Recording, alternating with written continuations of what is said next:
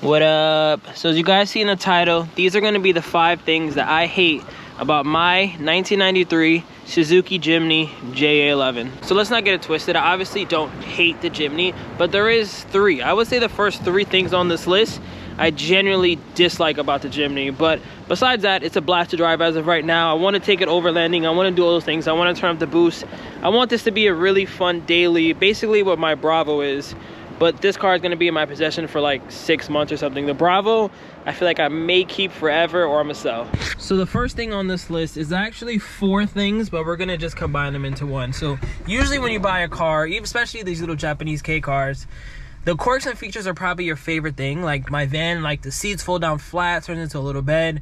It's one of my favorite things about the van. But in the Jimny, they're kind of annoying. So to start,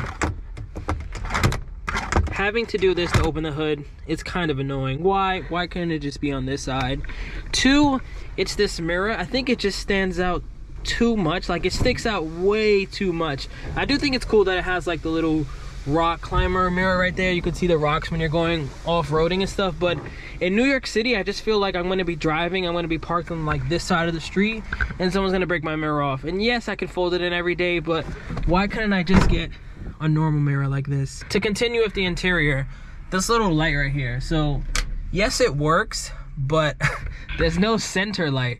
So like if I need to see something directly here that fell or something, there's nothing there. Like I flick this light on and it really does nothing for me. So that light, again, I like that light, but why couldn't I also have one here? And now 4th and last on the first thing, honestly, is the heating control. So it's currently winter in New York City basically, and from my understanding, unless I'm wrong, heat only comes out of these vents. You see how it has like a red arrow in comparison to the blue? So the heat works 100%, but it only heats up my feet, which then rises to the rest of the car. So it's like, you know, the heat works, the car does get warm, but it's like I'll never have heat coming out of here. These vents up here would just always be cool air, and it's just like, again, why? Number 2, staying in the interior, is the fact that it's automatic. I know I said that was one of the things that I love about the car, but obviously it being a 25-year-old car that's automatic, the transmission, I don't even know how it survived. Let's see how much longer it's going to survive. It definitely has its flaws. Like I'll start the car right now and give you guys a kind of a little understanding of what I mean by being automatic. Like I like the fact that it's automatic because I live in New York City and the traffic and all that. But so I'm gonna let the car idle for like 30 seconds to a minute, not too long where it gets to operating temps, and you'll see why I hate the automatic. And again, it could just be my car, it may not be every Jimny, but when it's cold, I thought my transmission was slipping. If you guys saw that video, it's basically that the transmission fluid, I guess the whole trans itself, just hasn't got warm yet, so it basically has no power, and I'll show you guys what I mean. All right, so idle has got down to almost 1500. I'm gonna wait till it gets to like 14, and then I'm gonna try to take off, and you're gonna see that the car basically is like in limbo mode for the most part. It has to wait till it literally warms up for like 5 minutes, and then it actually starts driving. And that may not be, again, for every single automatic, but for my Jimny at least, it starts acting up. You know what, let's just put it in reverse right now. Put it in reverse. Takes off normally. Now I'm in drive, as you can see. Well, you can't see because my thing broke off, but let's wait till this car passes. Like my foot's on the gas right now. You can obviously drive, like I'll get to the stop sign, I'll make this right, but look, right now my foot is all the way down on the gas, and it takes a little second. Look, it's still taking, and then now it kind of picks up. So that's something that is like, you know, if I was actually in an absolute rush and I need to go somewhere, yes, it makes sense for your car to always, even if it isn't a 25-plus-year-old K car, to warm up. But you know, if I had a 2001 Corolla and I started up right away and I didn't let it warm up at all, I'd be able to drive. It isn't best for your car, but I'd be able to drive. So now to piggyback off number 2, you can kind of see that the car is at operating temps right now. We're idling a little high, but I'll adjust that later in the future. So we're gonna put the car in drive, and now I'm gonna do the same thing, but now that the car is warm, you can see it takes off right away. So it isn't a deal breaker. It isn't something that I'm like, oh my God. It's just like, you know, when I go outside on colder days, I have to make sure that I warm the car up.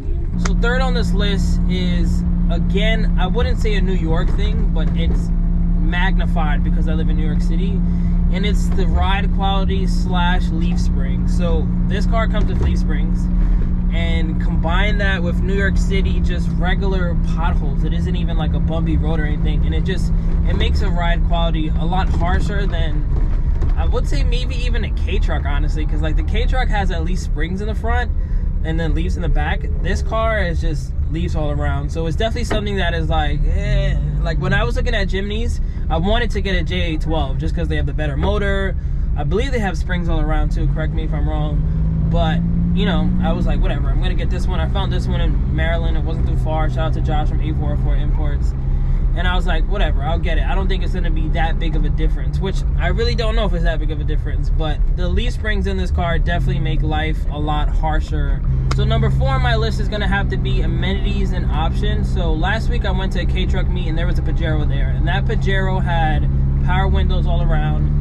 It had 2 rear speakers like behind both these seats, and it just had more options. Like it had a clock here, it had a bunch of stuff that this Jimny doesn't have. I know some Jimnys have like the whatever meter here when you're going off-roading. Mine doesn't have that, but again, that's something you could just buy. I'm not really worried about that. But like it had a clock, it had power windows and just stuff like that. And I know these cars are obviously made for off-roading and stuff, but you're talking to a Miata guy who, freaking NA Miatas are probably one of my favorite cars, and they have nothing. No power steering, no nothing. They're just bare. You buy that car to have fun. You don't buy that car to have heated seats. You know what I mean? But in this situation, this direct competitor that we could get from Japan for around the same money has more amenities. So it's kind of something that I'm not crazy about when it comes to this car. But then again, that's why I say I can't really hate it, because if I live somewhere like, I don't know, somewhere where I can go overlanding and off-roading, do you think I care about a clock? Do you think I care about power windows? No. But, you know, someone who lives in New York City, it'd be cool to have power windows on both sides and a clock and rear speakers behind me so I can blast music. It'd be annoying. So that's definitely number 4. And number 5, I would have to say, is you're not going to stand out as much, which is a pro and a con to some people. If you're buying this car and you want to go to a car meet, and you know, when you buy a K-Truck, you're going to be one of the rare and only ones, and everyone can look at that car when it first pulls up and be like, yo, what the hell is that? Same thing for K-Vans. For cars like that, you're kind of the center of attention, which again is a pro and a con. But for this car, if you're looking for a JDM car and you kind of want to stand out, people are really not going to know that you're even right-hand drive. They're not going to know that you have a Jimny that is turbo. They're not going to know that. They're going to think it's a Samurai. A lot of people come to this car and be like, oh wow, I have the same car. And it's like, I really doubt you have the same car. You probably have a Samurai or like a Geo Tracker or a Sidekick. So that's definitely the 5th thing on this list. My honorable mention would be an armrest. Like, I wish the seats had like an armrest right here, or just a center console in general where I could just put my arm. But again, it's automatic, so I'm able to just chill like this. The car is warm now, so feel that? Like, you gotta love the automatics. But anyways, I'm gonna end this video here. Thank you guys for watching. I want to go on a little road trip in my Jimny soon. I don't know where I'm gonna go yet, but I want to see if it can do what the Bravo does, basically. Can I take this on I already did take it on a 5-hour trip from Baltimore, but can I drive this all the way to, I don't know, Boston or something and make it back in one piece?